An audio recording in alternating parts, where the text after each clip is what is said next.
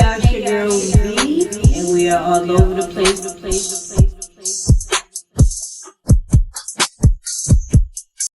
Hey everybody, y'all watching All Over the Place, and right now I'm in Lauderdale. Yeah, Fort Lauderdale. I counted 954. We out. Kick the door down. And we with my friend Acuoz. Yes, Acuoz. C-O-U-Z. Tell me Instagram. Acuoz, ACUOZ _DDE. Get at me. Beats, production, engineering, everything. Get at me.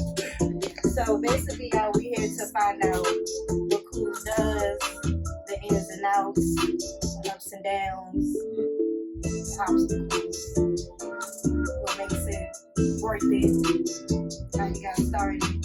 How did I get started? Oh man. So my dad was a DJ, so I was literally born into music. Like my dad DJed before I was even thought of, so me being born was just a product of music. So I just got into it from then, and then by the time I was 12, I started making beats and writing, and I was really, it wasn't even rap, it was really like R&B, because I'm not no young, I'm not no jitterbug, so we was doing R&B back then, and I was writing, he was writing love songs and all types of, I was a kid, so then it just evolved, started getting bigger and better.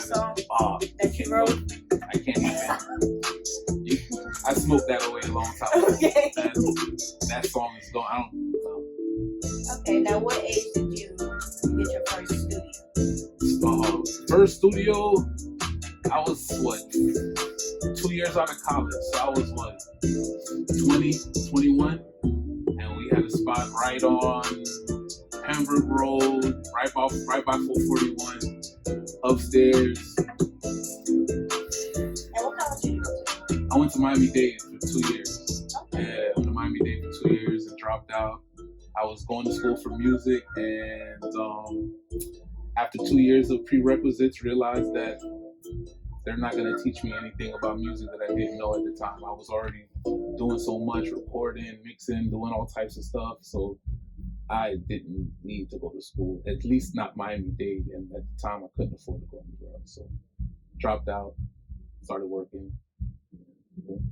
Now, how long did you work at 9 to 5 before you? Oh, I was working the 9 to 5 since I was like 16. Yeah, I had a job when I was in high school, like 4 hours a day. I used to get out of school, go to work for 4 hours, and then go home. You know what I'm saying? But the funny part was, I didn't know it at the time. I didn't get in trouble. This is all facts. You can look it up. It was an illegal business, and I was telemarketing, and it was crazy. But hey, I made a lot of money as a kid, and my dad was looking at me like, how are you making all this money? I'm like, I thought this is what's supposed to happen when you work. Mm-hmm. I was working at it. They shut it down. And I was there for like 8 months. They shut it down. Now, do you still work at 9 to 5? Because some people, they feel like when they want to be an entrepreneur, it's a tough decision to where, do I quit my job? Do I keep my job? Do I just go after my dream? That's the question that challenges anybody business minded or with any kind of entrepreneurship goals.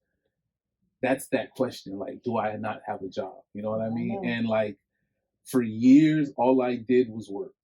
I had a daughter, I was married at the time, so I worked. I didn't care what it was, I worked forever. So I was 16 up until 5 years ago.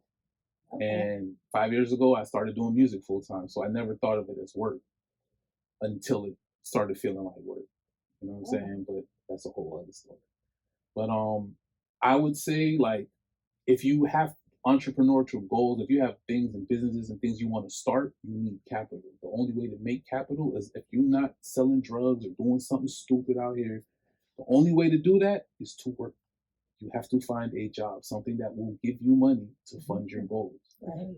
The smartest thing to do, if you're not trying, if you know you ain't got it, I feel I've learned this from people who's younger than me, to be honest with you, and I saw what they did, and all they did was simple. They found a job that paid them well. They lived well beyond their means. They stacked up, funded their business, and now they sit back and relax. So, go ahead. I'm sorry. No. Now tell the people how many studios you have. Because Work, hold on, one thing. I've been how long have we known each other? Since 2013? yeah, like 2013, 2012, yeah.